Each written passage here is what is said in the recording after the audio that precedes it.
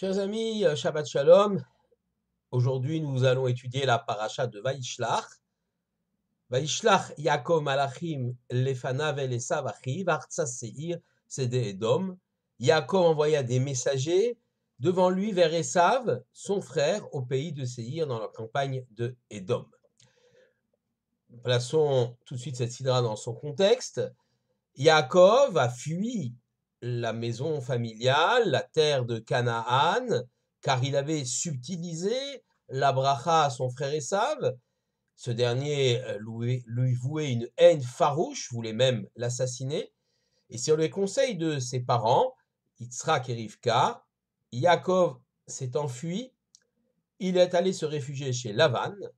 Là, il a épousé Rachel, et puis Léa, et Bila et Zilpa. A eu l'ensemble de ses enfants qui vont constituer les 12 tribus, 11 garçons, une fille. Le 12e, Binyamin, va naître dans notre Sidra Vaishlach.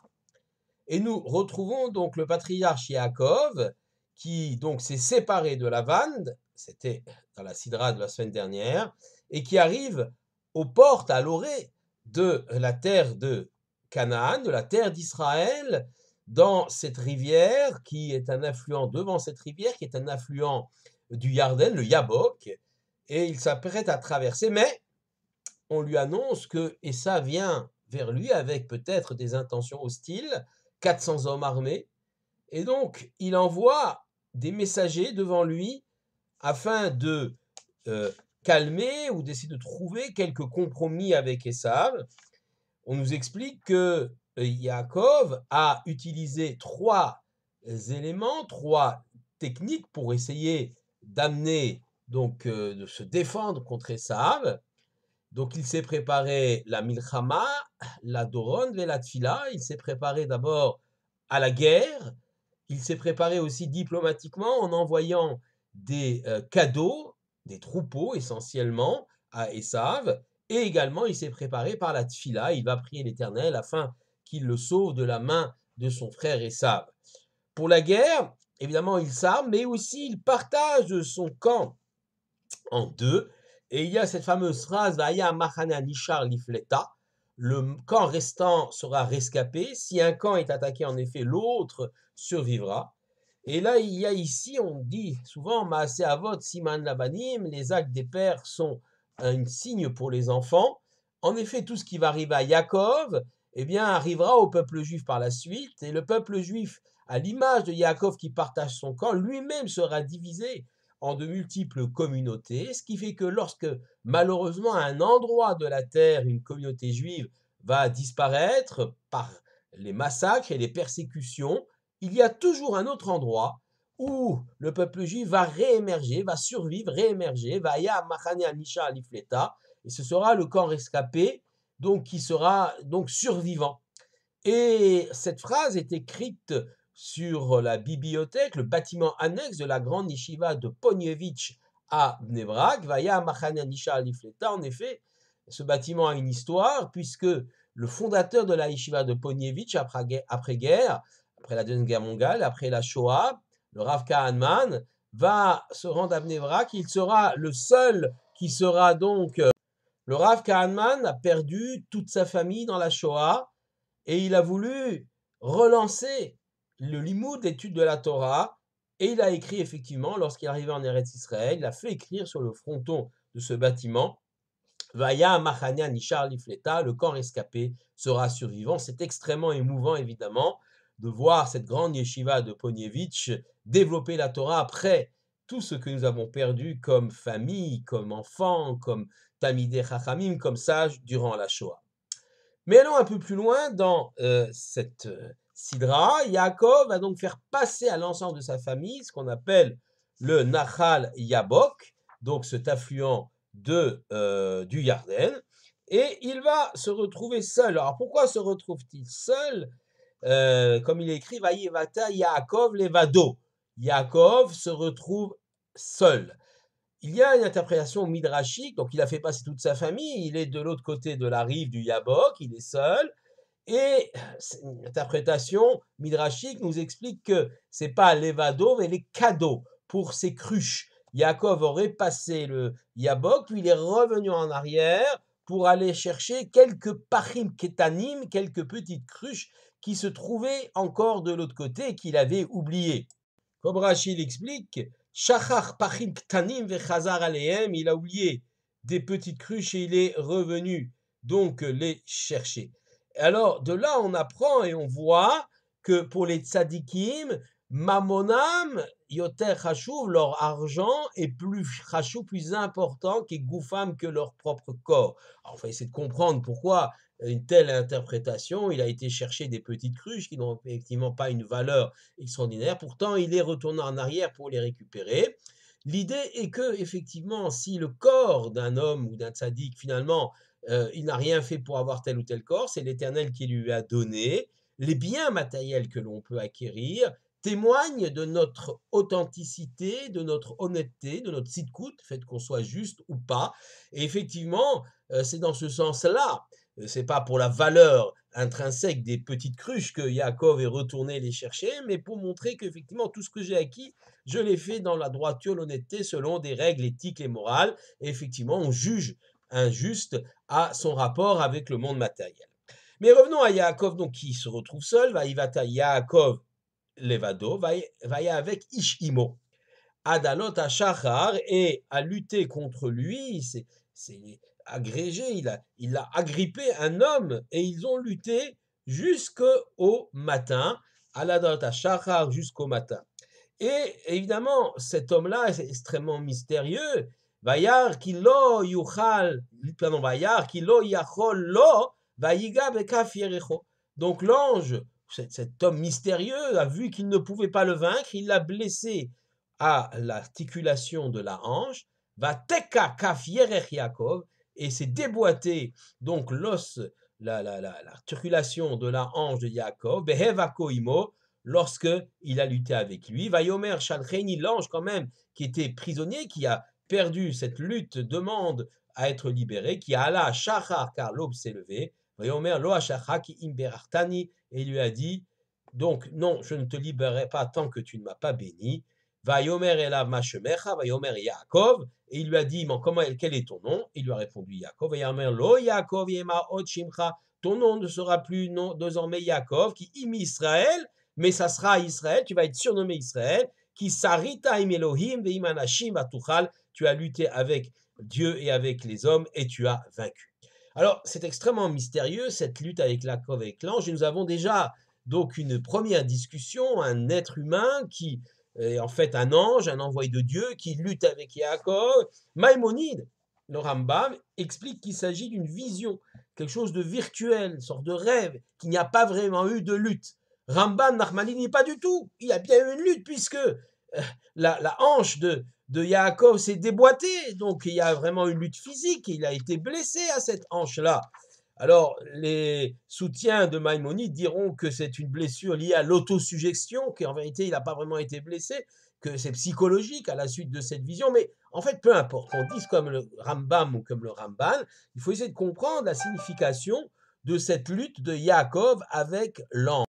Pour la plupart des commentateurs, cet ange représente Esav, son frère. C'est donc l'ange protecteur, ce que est d'Esav. Alors, on peut comprendre c'est quoi l'ange protecteur. Évidemment, c'est tout ce que Esav représente, ses valeurs, sa force, son hostilité, sa haine envers Yaakov. Il s'agirait en fait d'une sorte de préparation à la vraie rencontre le lendemain, une vraie rencontre qui pourrait être extrêmement dangereuse pour Yaakov, qui finalement se passera bien, mais il y a une sorte d'entraînement, si on peut dire, de préparation. Dieu envoie l'ange représentant Esav affronter Yaakov afin que Yaakov s'endurcisse et devienne beaucoup plus fort et puisse affronter l'ange. Et puis, il y a cette fameuse blessure au guide anaché, à la hanche, au nerf sciatique. Et d'ailleurs, la conséquence de cette blessure est telle qu'elle va s'inscrire dans la halacha. Alken lo yochlu ben Israël et guide anaché. Les béné Israël ne consommeront plus le nerf sciatique, Asher al-Kaf à Yarer, qui se trouve sur cette hanche, cette articulation, Adayom Azé, jusqu'à aujourd'hui, qui naga bekaf Yerech Yaakov beginaché, car il a frappé Yaakov au guidanaché, au nerf sciatique. La conséquence halachique, effectivement, c'est qu'il est absolument interdit de consommer le nerf sciatique et toutes ses ramifications. Alors, il y a deux solutions par rapport à ce nerf sciatique. Soit on fait ce qu'on appelle le nicour, c'est-à-dire qu'on enlève le nerf sciatique et toutes ses ramifications, strictement interdites à la consommation par la Torah. Et alors, on enlèvera aussi d'ailleurs un certain nombre de graisses qu'on appelle chélèv, des parties arrière animales qui étaient brûlées sur l'autel des sacrifices et qui est également interdit à la consommation. Ou alors, autre solution, pourquoi les Ashkenazim ont opté depuis plus d'un siècle, c'est l'interdiction de la consommation des parties arrière. Il faut bien comprendre que cette interdiction de la consommation des parties arrière, ce n'est pas une interdiction de la Torah, même pas une interdiction rabbinique, mais une règle, une coutume que les rabbins ashkénazes ont imposée à l'époque où il était plus commode de faire ainsi, car le nicour est extrêmement compliqué à réaliser. Le risque de consommer effectivement ce guide anaché, ce nerf sciatique est important. Si le nicour est mal fait, ce nicour veut dire donc ce nettoyage du nerf sciatique, et qu'il est bien sûr plus commode de céder les parties arrière aux non-juifs, puisque ceux-ci sont friands de ces parties qui sont considérées comme les parties nobles de l'animal. Donc on ne consomme plus de guide anaché, et dans le monde ashkenaz, on ne consomme plus de partie arrière, de la totalité de la partie arrière de l'animal. Alors je précise, il s'agit bien sûr des mammifères, des bovins et des ovins, il ne s'agit absolument pas des volailles, et donc ces parties arrière sont totalement prohibées à la consommation, alors que dans le monde saral, on a continué à faire le nicour, que ce soit en Afrique du Nord, dans l'Orient ou bien sûr encore aujourd'hui en Eretz Israël. Alors essayons maintenant de comprendre la signification de cette interdiction. Quelle signification spirituelle y a-t-il à l'interdiction de la consommation du guide anaché? Alors, on connaît bien cette phrase que nous avons vue dans la paracha de Toldot, Akol kol Yaakov et Adaim yedei Esav, la voix est la voix de Jacob, et les mains sont les mains de Esav. Tant que la voix de Jacob retentit dans le domaine de la Torah, de la spiritualité, eh bien, il n'y a pas de danger. Israël ne sera pas vaincu, le peuple juif ne sera pas vaincu par Esav, par les descendants de Esav, l'Empire romain et ses successeurs. Mais à partir du moment où la base matérielle du peuple juif est atteinte, c'est qu'on parle des mains, ce sont les mains de Esav, donc il y a une base matérielle, pour les juifs comme pour les non-juifs, il y a une base matérielle représentée par les mains de Esav. Quand cette base matérielle est atteinte, et le symbole est bien sûr le nerf sciatique qui commande l'assise de l'homme, ses jambes, ce sur quoi il est posé à terre, si on arrive à atteindre le niveau matériel des hommes, eh bien des juifs, eh bien ça risque de branler leur spiritualité, puisque tout peuple, tout homme ne peut vivre sans une assise matérielle. Et c'est ça l'idée de ce que Esav, l'ennemi d'Israël, veut réaliser en essayant d'atteindre le côté matériel des choses. Autre explication, le nerf sciatique, encore une fois, qui est un nerf qui part de la moelle épinière au niveau de la hanche et qui va se ramifier dans l'ensemble de la jambe, mais va également ramifier les organes génitaux. Là aussi, lorsque on va atteindre le nerf sciatique, qui est à l'origine d'un nerf qui va dériver de nerf sciatique qu'on appelle le nerf honteux, c'est-à-dire ce nerf, c'est ainsi qu'on l'appelle en anatomie, qui va alimenter les organes génitaux. Eh bien, en atteignant Israël à ce point faible, non pas le talon d'Achille, mais le nerf sciatique, en atteignant Israël à l'idée effectivement qu'il n'y ait plus de possibilités de famille, que les mœurs soient dépravées, qu'une sexualité déviante puisse toucher le peuple d'Israël, alors effectivement, ce peuple d'Israël va risquer d'être mis à mal, va risquer d'être ébranlé dans son assise, et c'est ce que le prophète Bilam fera beaucoup plus tard lorsqu'il va envoyer des filles de joie essayer de pervertir les hommes parmi du peuple juif. Donc il y a cette idée-là. Et puis enfin, dernière idée que je voudrais rapporter d'un enseignement de Sir Jonathan Sachs, l'ancien grand rabbin du Royaume-Uni et du Commonwealth, eh bien il explique que cette lutte entre Yaakov et l'ange est quelque part la lutte d'une émancipation de Yaakov, comprenons du peuple juif, par rapport à Esav. Jusqu'à présent, Yaakov essayait bien sûr d'avoir sa propre identité, mais en posant toujours ses pas, en disputant à Esav son nombre de choses, il lui tient le talon, essayant de le supplanter, il veut lui prendre sa bracha. Donc il y a toujours chez Yaakov cette idée, dit Rav Yotan Sachs, de vouloir être Yaakov, mais en même temps un peu Esav aussi. Et ça, dit Yotan Sachs, dans cette lutte-là, on va mettre une rupture définitive, une fracture définitive entre Yaakov et Esav à ce moment-là. En effet, le nerf sciatique commande jusqu'au talon de l'homme, c'est-à-dire il part de la moelle épinière, il commande jusqu'au talon de l'homme. Le talon, eh bien, effectivement, c'est ce que Yaakov tenait dans sa main pour essayer de supplanter Esav. À ce moment-là de la lutte, c'est bien la volonté de Yaakov d'exister indépendamment de Esav, ne plus se définir par rapport à Esav, cette rupture par rapport à Esav qui est essentielle. C'est cela qu'il y a dans la lutte entre Yaakov et Esav. Alors, l'ange d'Esav l'a bien compris. Il le touche au nerf sciatique, il le touche à cette assise que Yaakov essaye de prendre comme une assise indépendante par rapport à son frère Esav, par rapport au frère aîné Esav. Et c'est ça toute la lutte entre Yaakov et l'ange.